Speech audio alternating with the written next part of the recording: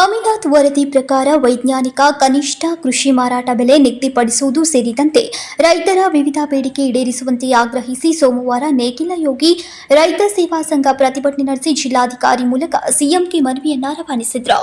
ರಾಜ್ಯದಲ್ಲಿ ರೈತರ ಪಂಪ್ ಸೆಟ್ಗಳಿಗೆ 10 ಗಂಟೆ ತ್ರಿಸೆಪ್ ವಿದ್ಯುತ್ ಹಾಗೂ ರಾತ್ರಿ ವೇಳೆ 14 ಸಿಂಗಲ್ ಫೇಸ್ ವಿದ್ಯುತ್ ನೀಡಬೇಕು. ರಾಜ್ಯಾದ್ಯಂತ ಇನಾಮಿ ಜಮೀನ್ ಸೇರಿದಂತೆ ಮತ್ತು ಅರಣ್ಯ ಭೂಮಿ ಹಾಗೂ ಬಗರ್ ಹುಕುಂ ಸಾಗುವಳಿದಾರರು ಸುಮಾರು ವರ್ಷಗಳಿಂದ ಉಳುಮೆ ಮಾಡ್ತಾ ಇರುವ ಲಕ್ಷಾಂತರ ಕುಟುಂಬಗಳು ಅರ್ಹ ರೈತರಿಗೆ ಇನ್ನಿತರ ನಿಯಮಗಳನ್ನು ಸರಿಪಡಿಸಿ ಹಕ್ಕುಪತ್ರ ನೀಡಬೇಕು ಎಂದು ಆಗ್ರಹಿಸಿದರು.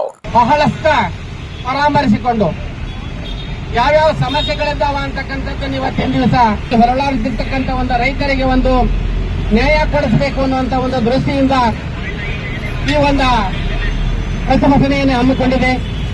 ಈ ಭತ್ತ, ಸೋಯಾಬೀನ್, ರಾಗಿ, ಗೊಂಜಾಳ, ಶೇಂಗಾ, ಹತ್ತಿ ಮುಂತಾದ ಬೆಳೆಗಳನ್ನು ಆಯಾ ಪ್ರದೇಶಕ್ಕೆ ಅನುಗುಣವಾಗಿ ತೆಗೆದುಕೊಳ್ಳುವ ಕೇಂದ್ರಗಳನ್ನು ತೆರೆಯಬೇಕು ಹಾಗೂ ಸುಲಲಿತವಾಗಿ ನಡೆಯುವಂತೆ ಕ್ರಮ ಕೈಗೊಳ್ಳಬೇಕು ಎಂದು ಒತ್ತಾಯಿಸಿದರು.